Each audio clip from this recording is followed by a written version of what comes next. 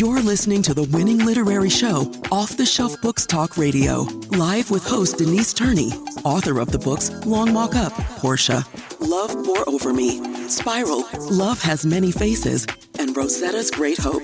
Turn up your dial and get ready for a blast of feature author interviews, 411 on book festivals, writing conferences, and so much more. Ready? Let's go.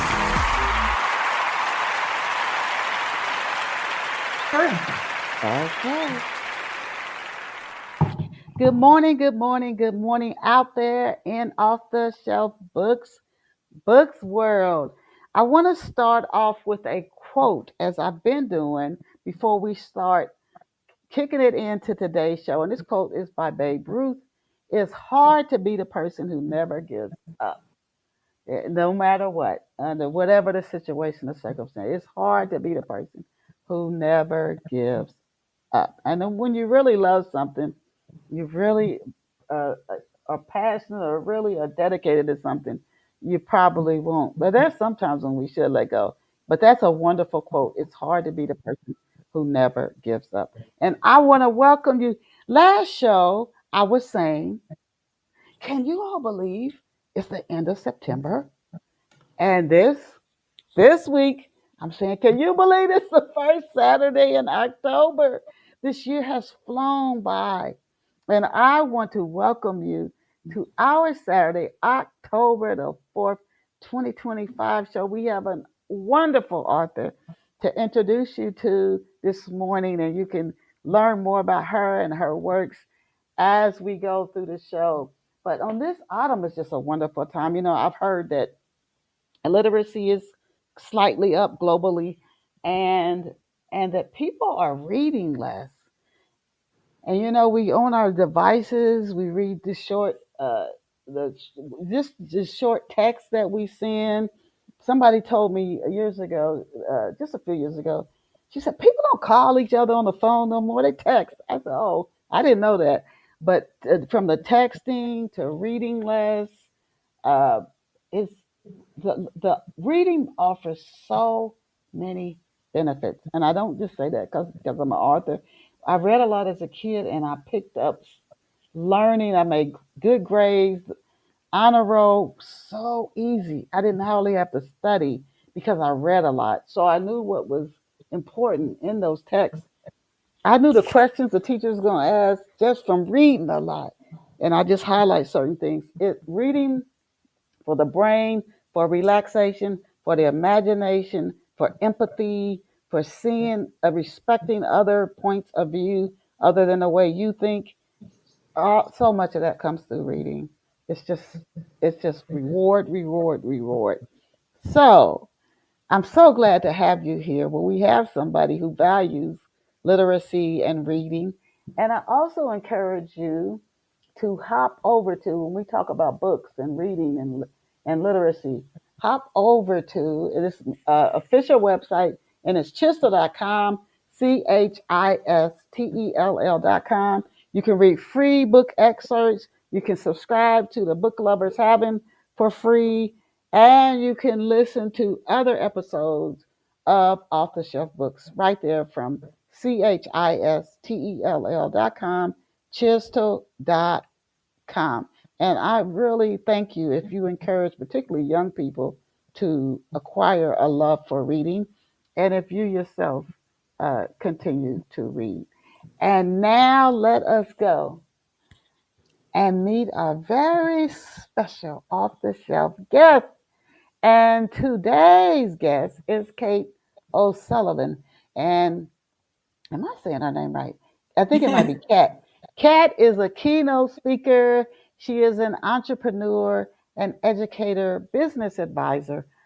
Oh my goodness, she has many, many hats. Life coach, author, and she is a change maker.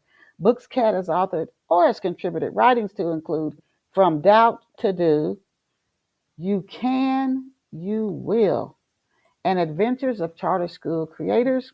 And I encourage you to please visit Kat O'Sullivan online at KATOSULLIVAN.com. Again, that's KATOS as in Sam, Ulli, V as in van, VAN.com. Kat O'Sullivan, Cat with a K, Cat with a K, CatO'Sullivan.com. Her official website is open. It's inviting, engaging, and fun. And with that, we say welcome to Off the Shelf Cat. Good morning, Denise, and good morning to all of your listeners.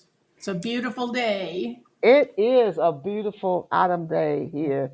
I'm in the southeastern part of the United States, but it is gorgeous. It is just a pleasure to have you here with us this morning to kick off the show. And this is something I ask all of our guests. Could you please tell off the shelf listeners where you grew up and what life was like for you growing up? Boy, that's a loaded question. So here goes. So I was actually born in a secret city. I did Okay. not have a birth certificate that showed where I was born until I was 10 when it was declassified. Hmm. And Any where is it? guess? Oh my, I have no, I'm going to say somewhere out west. Okay, think Los Alamos, New Mexico. Oh, Think Oppenheimer. okay. Oh, wow. Yeah. So my early life was shrouded in secrecy, which did have an impact throughout my life. But I actually grew up in my elementary, junior high, early high school. Grew up in Southern California, in the LA area. So you know, things things took a turn when we moved to California in terms of having a more quote normal life. And I grew up in a family that was not exactly what you would call functional. And so that really influenced a lot of the choices that I made to create a different kind of life for myself and for my family. So that really, like I said, was a real influencing factor. Did you have any siblings or Oh was it? yeah, I'm the oldest. I have two younger brothers. All three of us were born in Los Alamos. And one of them lives in California, one of them lives in Tennessee. And thanks to COVID, actually, we reconnected. We hadn't really been in that, had much of a relationship before that. But we decided to have a Zoom call when COVID started. And it was the first time the three of us had ever been on a call together. And we've had Wow. those calls every other week ever since Okay. the beginning of COVID. Awesome. Oh, So it really wow. helped us reconnect or connect in some ways, get to know each other better, share our lives in terms of what's been going on in our lives. And my husband and I actually moved to Mexico in the middle of the pandemic. Hmm. So, I'm in Mexico and my brothers are in California and Tennessee, but we're the closest we've been, because of COVID. One of the, Wow. you know, Now, as a kid, Kat, what did you want to be when you grew up? What did you dream of becoming? I didn't have something really specific. However, what I did know is I wanted to do something that matters, that would actually change the world, which is a very bold thing to think about when you're young. But that was really, again, I think, wanting to make a difference in the lives of people, and that was greatly influenced by probably the most transformational thing that's ever happened to me at 14 when I saw an Up With People performance. I don't know Hmm. if you're familiar Yes, with that or your yes, listeners yes. might Yep. not be, but it's something that started back in like 1965 to change the world. And it was a 2 hour musical performance that was very uplifting, thought provoking. It was at that time college age students. A friend took me to the show at 14. And the minute I experienced that, I was like on the edge of my seat, and I knew this is what I want to do when I grow up, you know? Mm. So that's a whole story in terms of something that was seemingly impossible, at the age of 14 that actually became a reality and totally changed my life. Oh my goodness. Now, who you telling us how you kind of got on a path of became aware of the path you wanted to follow here? Who or what inspired your love for writing books? I think again, I was, really attracted to books that were probably more biographical, like that shared, somebody's life and how they made the choices that they did and that were inspirational. And, throughout my life, people kept saying, Kat, you need to write a book, you need to tell your Mm. stories. And I was always like, oh, yeah, maybe someday, you know. But, life just got in the way of that. And it wasn't until we moved to Mexico that I actually had the time to really reflect on my life and get in touch with what I felt might be inspirational for other people. And, that resulted in my book, From Doubt to Do, Navigating Your Pathway to Possibility. We want to talk about that for sure.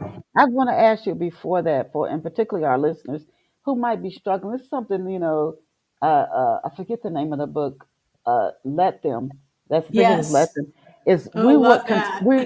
we're concern ourselves with really a lot from maybe childhood with our parents, our siblings, other elders and neighbors, how other people we think are perceiving us, and it can kind of make us less confident.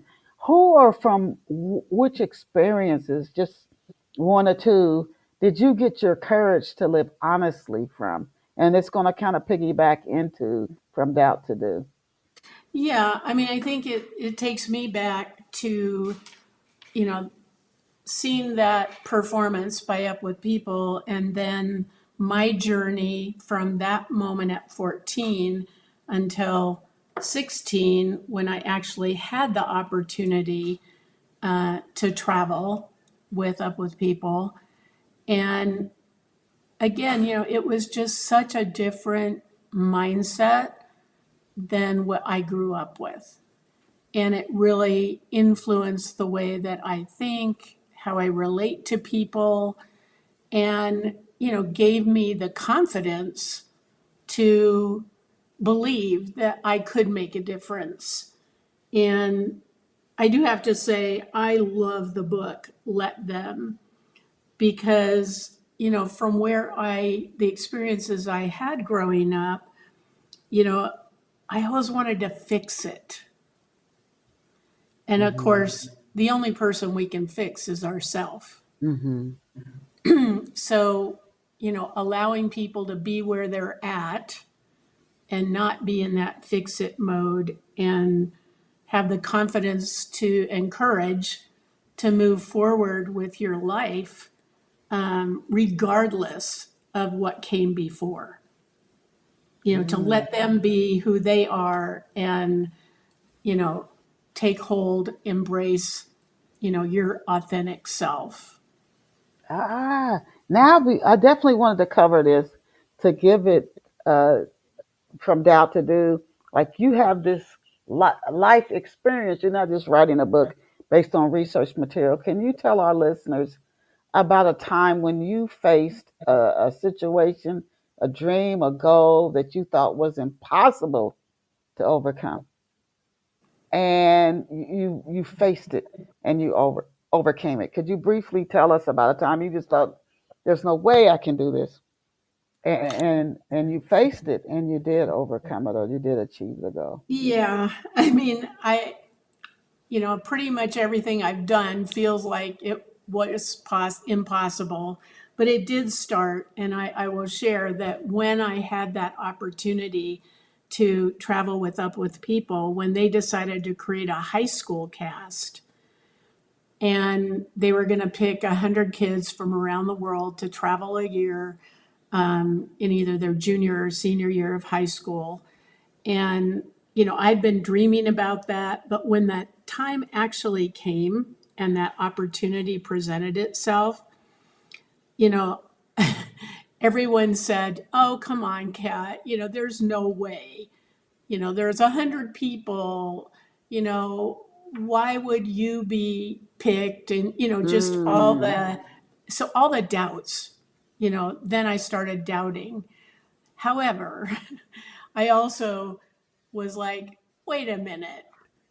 I think well, this is just a story that people are telling themselves about what's possible. It was a story I was telling myself about what was or wasn't possible. And I said, I'm going to apply. And I did. And miraculously, I got, yeah, I'll say miraculously, I got picked. But I would say because I had dreamt about this, I had, pursued it, I had believed, you know. But then when I got accepted, my parents were like, there's no way we're going to let you travel for a year at 16. And by the way, we can't afford to send you on the road. And so again, momentary doubts. But then I came back to, hell no, I am going to do this one way or the other. And so I did the seemingly impossible. I picked up the phone, I called NBC Studios, and I asked for Bob. And I'm talking about Bob Hope. Because I Okay. had gone to an Up With People performance the year, a TV, he had emceed a TV special with Up With People the year before. So I knew he knew Up With People, he supported them. So I picked up the phone, I called, and guess what? He was there. They actually put him on the phone. Good for And I you. said, "Hi, Bob. You might not remember me, but, I was at that TV show that you did with Up With People, and they're starting a high school cast, and I got picked." And he's like, "Yeah." And I'm like, "Well, I need a sponsor." And he's like, there was this like momentary silence, and I'm thinking, oh my God, what am I doing? And next thing I know, he said, "I'd love to sponsor you." Oh, see, yes, yes. So he sponsored my first year on the road with Up With People. And that Okay. started a whole series of, situations in my life where, I was facing some pretty difficult scenarios. And I always, called back to that. That was kind of like my anchor of, look, when you really want something bad enough, when your intentions are clear, your belief is clear, and you let go of those doubts, you let go of the stories that you're telling of yourself about it being impossible, that really anything is possible. Oh, I love that. Now, so this steps into now from doubt to do, and I love the titles of your books. Can you please give us an overview of the book From Doubt to Do? Yeah, what I wanted with this book was to share all those stories, those seemingly impossible stories, and infuse them with some how to's. How did I do that? And the first half of the book, or the first section of the book, are those stories with some how to's embedded in it. And then the second part of the book is actually a journal. So for each chapter, there's a corresponding chapter in the journal so that you can take what you got from, my stories and look at how could you apply that in your life? What's getting in the way? What could you do? How could you shift your mindset, your thinking about what else is possible in your life? So I want it to be a combination of something that would be inspirational and actionable. Okay. So, based on your personal experiences, and I love the experiences you shared just now with up with people, but based on your personal experiences and your research, and included in your personal experiences of coaching and helping other people, can you share 3 to 4 reasons why people typically, generally, are afraid to change? Even when we're unhappy, even when we're unhappy and we know it, it's like people say, "I'm stuck. I can't get out of this." I mean, we're all faced with disruptions in our life. And, nowadays, there's no lack of disruptions in our life that would make us believe that, we can't do something because of the quote circumstances. And, you know, I believe that we can turn those dreaded disruptions into what I would call a magical disruption if we let it. And, again, I think the thing that gets in the way are our doubts and other people's doubts that they kind of impose on us that we then take hold of. And then, there's the stories. I mean, what stories are we making up about what's possible or what's impossible? And, throughout my book and with my coaching and consulting and everything that I've done, I really boiled it down to there's 4 things, what I call my 4 C's, that can either get in the way or help you get over yourself and, get, on to what it is you really want to do. So the first thing is clarity. So, what gets in the way a lot of times is a lack of clarity about what it is we really want and why we want, why. And without that why, it's hard to commit fully 100%.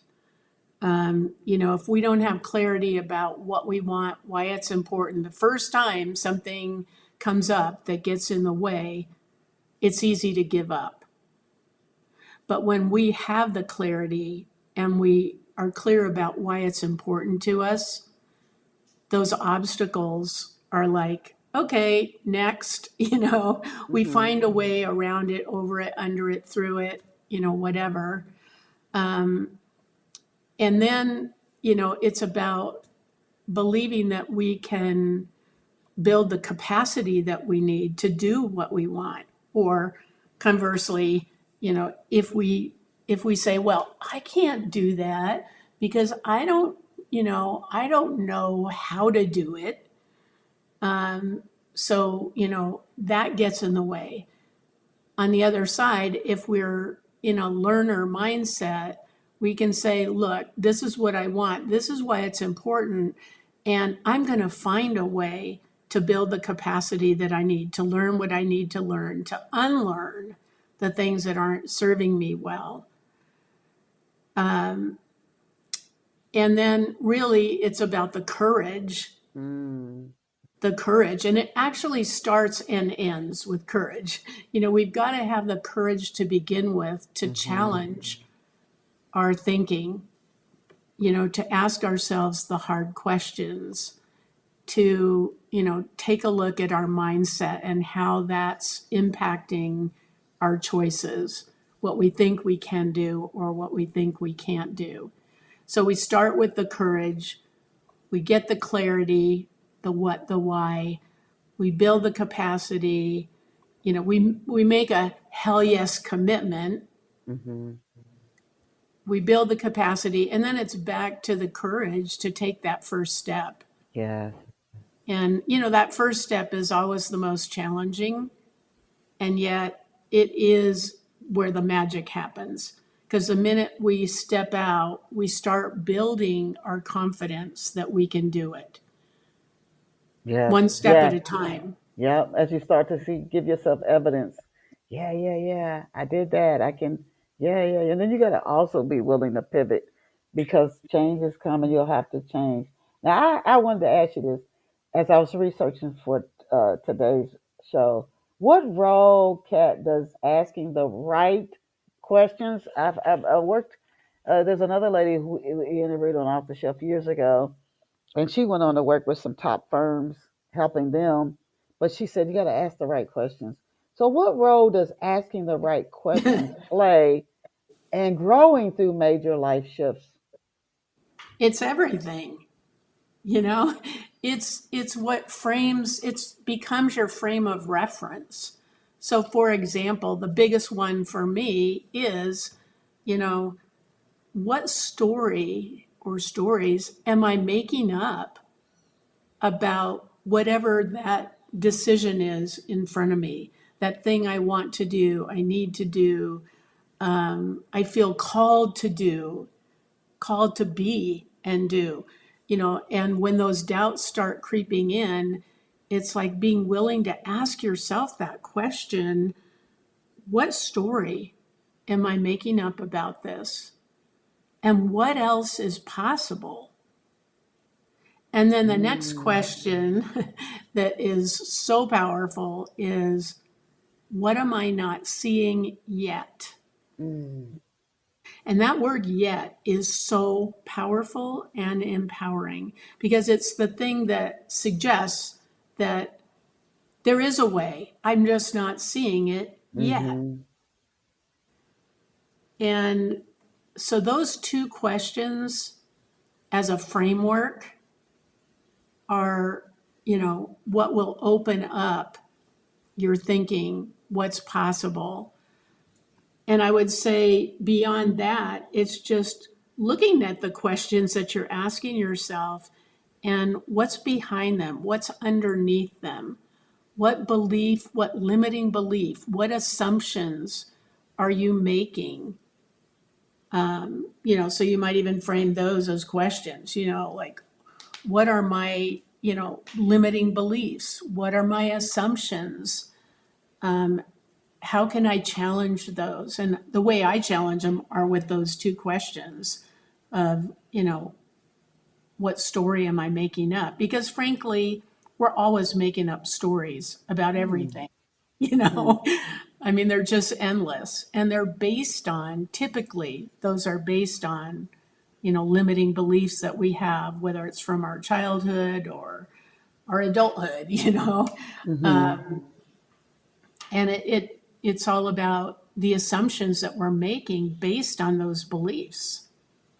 The work that you do is and those like you is so important because I really believe that the like the foundation of people's discontent is they're not living the life they want to live, and then if you get to the point where you don't think you can do it, you're really going to be frustrated and angry, and you can see that everywhere. Now life comes at us fast, Cat. So I'm playing devil's advocate here. For our listener who's saying, and I've heard people say this, yeah, right, I could do that if I didn't have, I have kids, I have a family, I'm running a business, I'm involved in the worship center, I'm this, I'm that. Yeah, yeah, that sounds easy for somebody who's maybe got a light schedule, but so I'm playing that role. So life comes at us very fast, and some people, the plate is so full. And you were talking about capacity, one of the four C's. Is it really possible to juggle a hectic schedule and a hectic commute, hectic work schedule, family life, and stay motivated and inspired and powered up to take these forward steps every day? Can we really juggle it all? Okay, Denise, I'm so glad you're asking this question. So, going back to, the questions, how important they are. So there's one perspective of, and I, believe me, with my clients in the past and my friends and family even now, it's so easy to be in that I can't do this because of circumstances, whatever those are. And what happens if you change that question to, how can I do it? Mm. Not I can't do it, but how can I do it? Mm. Back to the other book that I was part of, You Can, You Will. It's about framing it in, how can I make it possible? And part of it is based on something you just said, is how often do we give ourselves permission to even ponder what we want the next chapter of our life to look like? Mm. Yeah, and we get so busy that we probably don't even think about it. We just feel like we are in a strong current, just getting pushed along. And it does pay to stop and pause and really examine what's going on in your life. Now, do you incorporate from doubt to do into your coaching sessions? And if so, how do you incorporate what the material in from doubt to do into your coaching sessions? Well, again, those 4 C's become a really powerful framework for any kind of coaching that I do, is, to address, the courage piece, to address the clarity piece, to address the commitment level.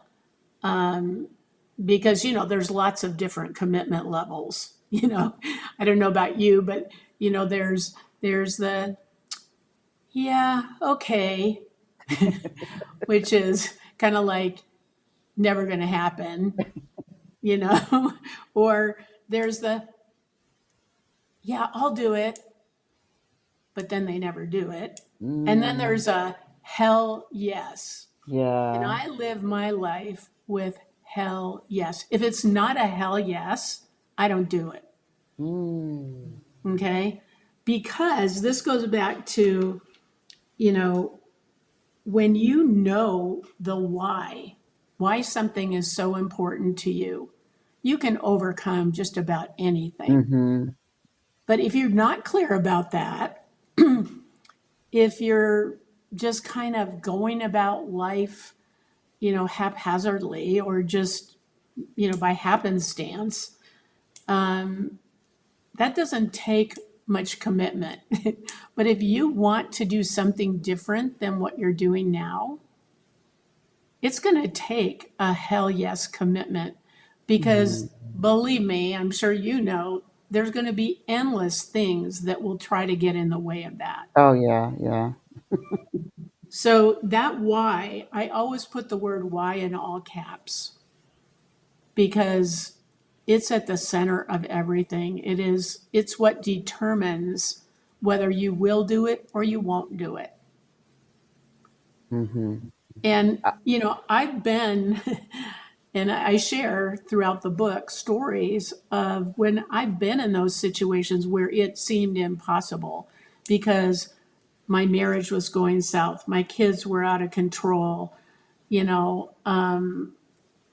just lots of things that I could have just said, oh well, it is what it is. And thank God I did not. Thank God that I, took a step back in each of those situations and said, okay, what is it that I really want? And why is it so important? And what's one thing I could do to get me closer to that? Not Mm, not a whole plan. You know, I used to think that I needed certainty before I could act. And I'd wait, for like that perfect moment, which rarely comes. mm-hmm. And here's the thing.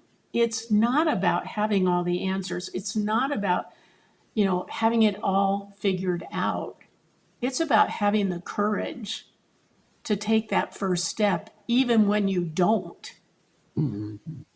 And that's where your power is. Your power is in action. Mhm. Yeah, I'm listening to you now when I think about all the stuff going on in the world. Not just now, the world's always to me been topsy turvy. Any read of any history book, you can see it's just things repeat. It's always been the way it is.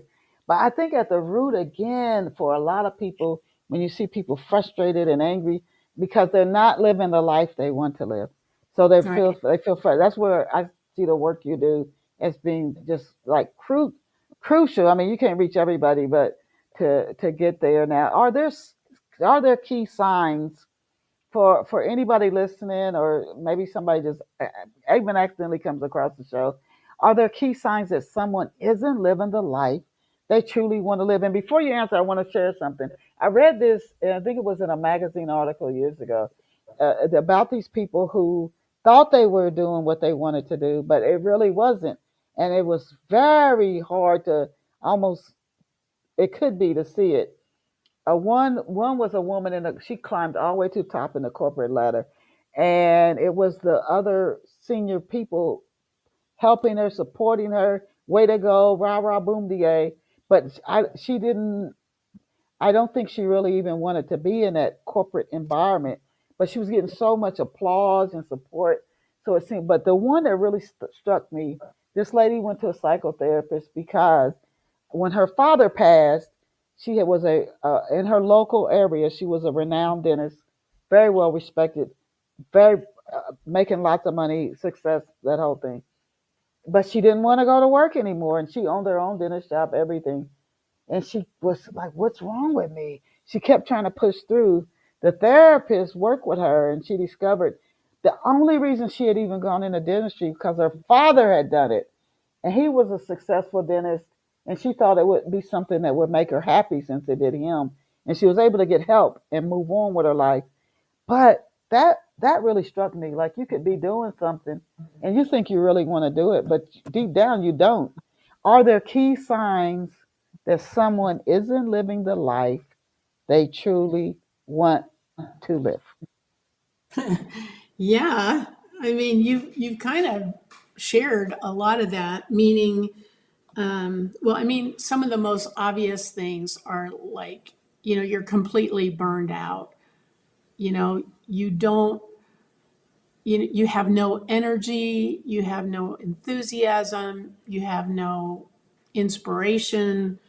You're just kind of going through life day by day, you know, because you quote have to, or you think you have to, or other people. I mean, one of the things that I find gets in the way is that ironically that your success is keeping you stuck because Hmm. you're good at something, because Mhm. that's what you've been doing, Mhm. because other people, like you say, are applauding. Oh, you're so good. I mean, I heard this so many times. Kat, you're so good at it. But what if you don't do it? How's it going to happen? So what other, how other people influence you rather Mhm. than it coming from within, there's externals telling you this is what you should quote should. Now there's the word, you know, the word should, Mhm. is just totally crazy making for me, because you should do it or because you could do it. But again, if you haven't given yourself permission to even ponder what it is that you really want, and that's not something that's familiar to most of us. We look for permission elsewhere, the approval Mm. of other people. Mhm. And so, yeah, I mean, I will share that again, people look at disruption as a negative thing, but for me, the most recent example of disruption in a huge way was COVID. And it became an incredible gift Mm. because up until COVID, I was just going 100 miles an hour, you know, without regard to, is this really what I want to be doing now? Mm-hmm. And when things came to a halt, all of a sudden I realized, number one, I realized even before COVID, I was really burned out. Mm. And yet I was just continuing to do what I do because I was successful, it was lucrative, it was this, it was that. But when COVID hit, it was finally that opportunity to ask myself, is this what I want to keep doing? And the resounding answer was, hell no. Mm. Hell no. I don't want to keep doing this. I mean, yes, my clients are getting benefit, but I was burned out. I didn't want Mm-hmm. to do it anymore. I wanted to figure out another way to make a difference. And, it wasn't until, you know, my husband walked into my office one day and he said, "Hey, hon, can I get you anything?" And I knew he meant coffee, but my first thought was, I want a new life. Seriously, I Yeah. want a new life. And of course I said, but I'm okay. I'm fine. Mm-hmm. You know that kind of fine when you don't really Mm-hmm. mean it. um, and I realized in that moment that I needed to step back and really figure out what it was I wanted. Mm-hmm. And, you know, I got some clarity, very general clarity, that I would like to have the time to finally write my book. I would Ah. like to be able to, speak more. And in other words, make a difference through writing and speaking. But it Mm-hmm. felt completely impossible financially. So, there's this little voice in my head that's saying, Kat, you can't afford to dream.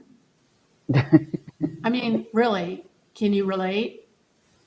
Yeah, How many yeah. times, Money, yeah, do money we? plays a part in a lot of our decisions. What we can and So, can't do. so here's what happened. I asked myself those two questions.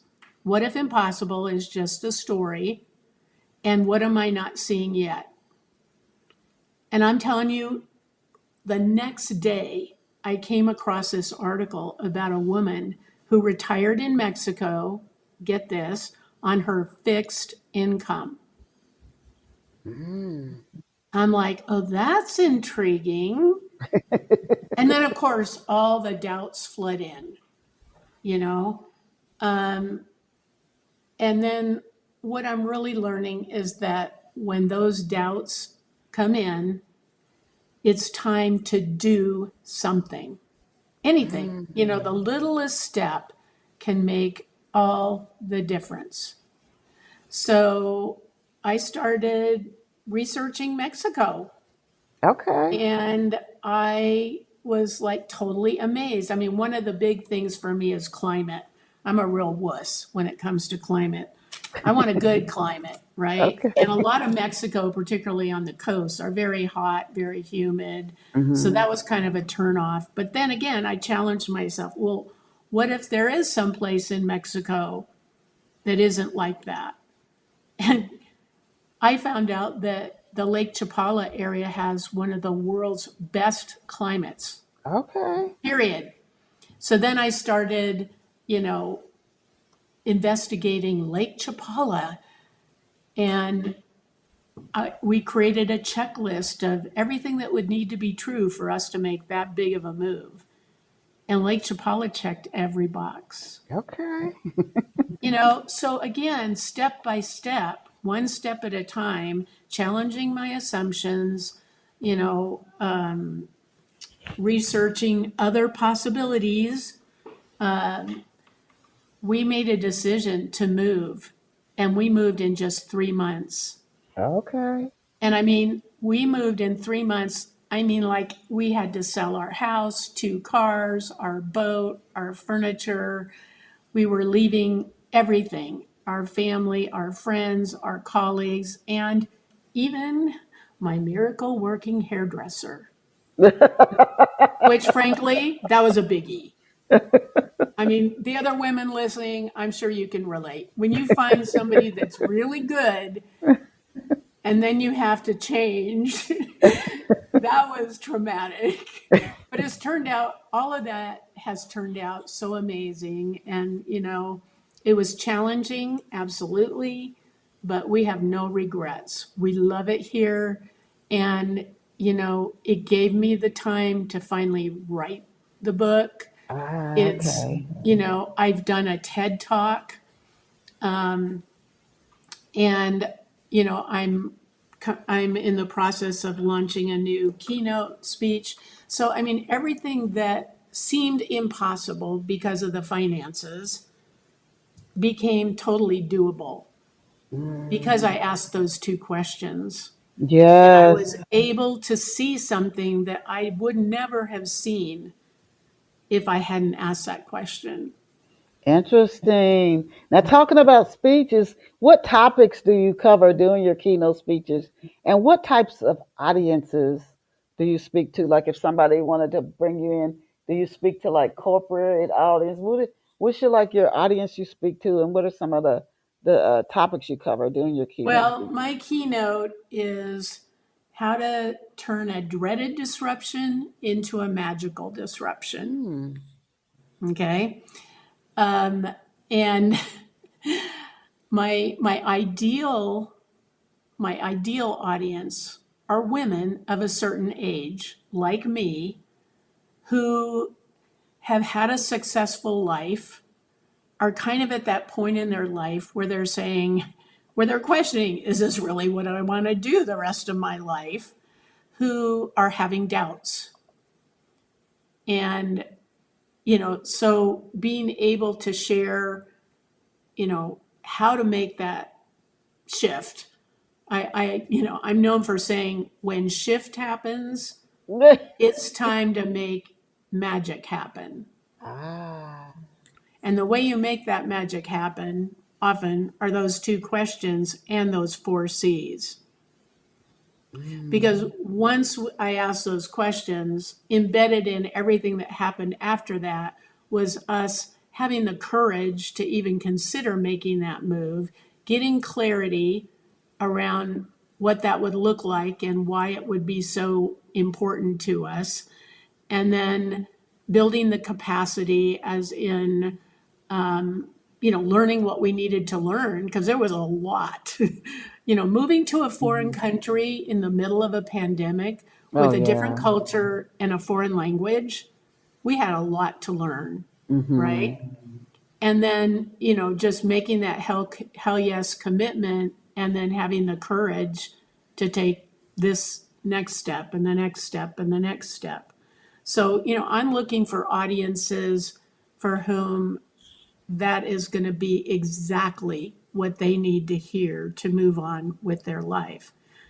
Now, ideally, like I said, the thing I'm most passionate about are women who are at a later stage in life who think there's no way I can make a shift like that at this stage in my life. Mhm. That being said, this relates to anybody and everybody who has doubts about what they think is possible, regardless of their age, regardless of their career, regardless, So, leadership, speaking to leaders, speaking to, women, corporate events, where maybe a company, what I specialize with my coaching, my consulting, are companies who have hit the wall.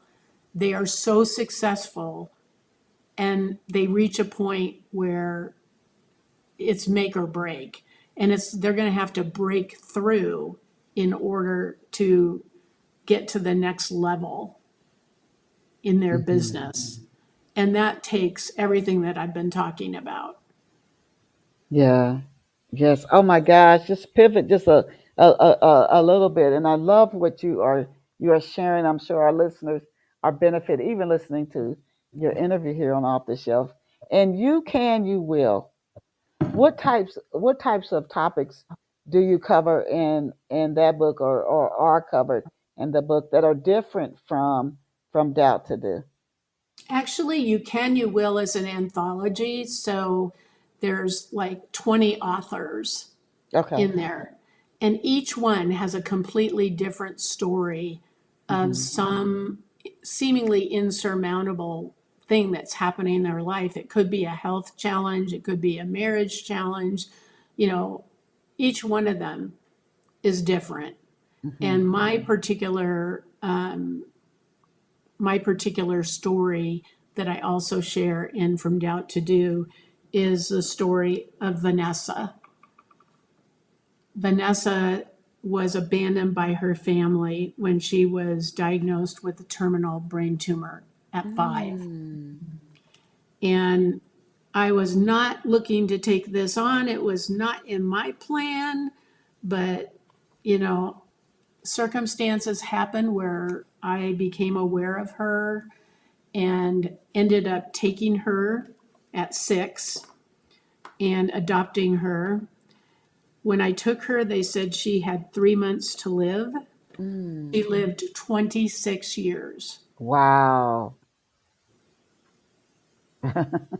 Yeah, wow. So that is the most personal story that I tell in From Doubt to Do. That and leaving an unhealthy marriage right Okay. before that. You Okay. know, Yeah. going from, getting divorced to, you know, coming across Vanessa, taking her on at a time in my Mm. life where most people were like, "Are you friggin' crazy? This Yeah. this little girl is going to die and you're going to have to deal with blah blah blah blah blah," And so the story is about, you know, what if what if I hadn't said yes to that? Hmm. Interesting.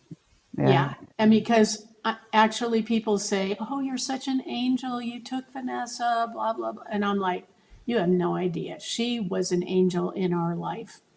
She Mm. was such a blessing. I learned so much about what it means to be an advocate, because her life was challenging, Hmm. health wise and cognitively and whatnot. So, I mean, I learned so much through that. And, she was, like I said, she was a blessing in our life. So that was what my chapter is about in You Can, Okay. You Will. And Okay. I also have a version of that in From Doubt to Do. Oh, okay. Now, as we coming near the end of the day's show, and I've so enjoyed having you on, Kat. What are K shifts? What are those? Never heard of that before. What are K shifts? A K shift is a catalytic shift, and catalytic Mm. with a K. So a catalytic shift is what it takes to turn a dreaded disruption into a magical disruption. Mm. It's, having that, it's the courage, the catalytic, if you had one of those aha moments where you think there's endless possibilities, that is a result of a K shift Ah. because you're open to seeing what you can't see yet. Interesting. Oh my gosh, I can see where working with you could really help somebody. You have the confidence and you're not in a hurry. Because I hear people say you can't rush things. So you have to be patient even as you're working with somebody to help them to get from where they are to where they want to be, or at least start moving in that direction. Now, I just love your book cover. Who designed the cover, and what role did you play in the cover design? So I worked with Book Baby, the publisher Book Baby, and that cover, I just love that cover. I did not design it. I gave them, what my intentions were for the book and my brand. I have a very strong visual brand, so I mean, I gave them all my brand, my vision for the book. And this is what happened, the cover. And I just love the cover. And I love that it starts with, a crumpled mess at the bottom and, and ends up with taking flight. Mm-hmm. Mm-hmm. It's origami. So it's, a crumpled piece of, papers, and it gradually turns into this beautiful, what I would say could be a bird Mm-hmm. taking flight. And Yes. the minute I saw it, I'm like, this is the only one I saw. I didn't want to see anything else. I said, that's it. Okay. You knew right away. You knew right away. Now you mentioned your TED talk, and I listened to it and I loved it. What was it like being on stage while you during the TED talk? Yeah, well, let me just say that leading up to that was a transformational journey. You know, getting the message clear, and then, getting it to where, in 15 minutes I could get across my message. That was a journey and a lot of coaching, and, stepping onto that stage was transformational. Because I won't say I was terrified or anything, but You seem very relaxed, and you seem yeah, very. well, because I spent like 6 months preparing for that TED Oh, Talk. okay, okay, yeah. So, I also have to tell you that the day before, my husband came to the dress rehearsal, fell off the stage, broke 8 ribs. Oh my gosh. And so I stepped onto that stage in the wake of that. Oh wow. And so, talk about mindset and getting your intentions clear and breathing, you know, just getting my head in the right space after that, because despite 6 months of prep, that was pretty traumatic. And thank God Yeah. he's okay. But, it took a lot, kind of pulling on coaching myself, Hmm. to get on that stage and have the confidence, to deliver the message. Wow. Well, So, I enjoyed it after I listened to it. I said, "Oh my goodness, yes, I love what you shared and your delivery. I really enjoyed it." Now, where can off the shelf listeners get a copy of your books? well, obviously, all the typical places, Amazon and all the others. Also, it is available on my website. There's a page on my website for my book. There's a page for my keynote speaking, for my TED Talk. Pretty much everything we've talked about, you can access from katosullivan.com. Okay. Now, Kat, do you have any upcoming speaking engagements that off the shelf listeners could come out and hear you further on any other upcoming speaking engagements? Not anything that's like open to the public. And next week, Monday, I'm actually going to be in the San Diego area filming a 7-minute version of a full keynote that will then be accessible for like event planners or people that are interested in having me speak, that they could get kind of a, 7-minute version, a peek into what that full keynote, turning a dreaded disruption into a magical disruption. Okay.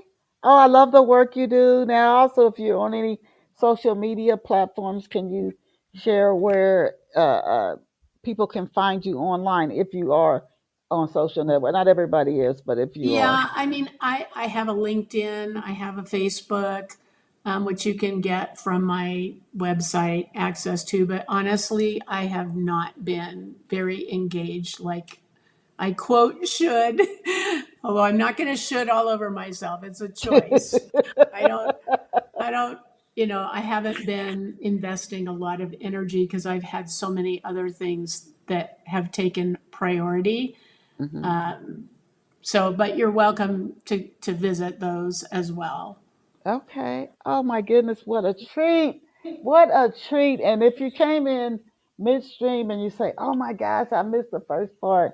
No worries. Once the show finishes streaming and it goes out on the many different platforms that Off the Shelf goes out on, you can listen to Kat O'Sullivan as many times as you want and encourage you to share it with others, particularly people who might be stuck or like dealing with burnout, or they just, you can tell they don't know what to do, but there is always that possibility to live a life full with joy and just doing what you want in life. This is a great show to share with that person and also for yourself as well. And we have had today, our special guest was Kat O'Sullivan, Kat with a K. She's a keynote speaker, an entrepreneur, educator, business advisor, and she shared a lot of gold nuggets here today. Also, an author. Books she has authored or has contributed writings to include From Doubt to Do, which we explored during today's show, and You Can, You Will. She has a piece in that anthology.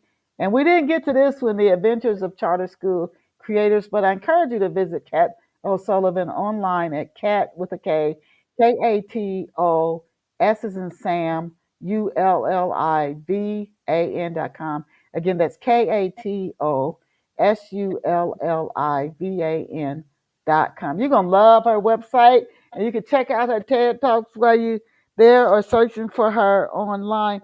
Thank you so much, Kat, for being here today with us and sharing so much just goodness that you shared, the gold nuggets here during your feature today. So I really thank you and appreciate that what you shared.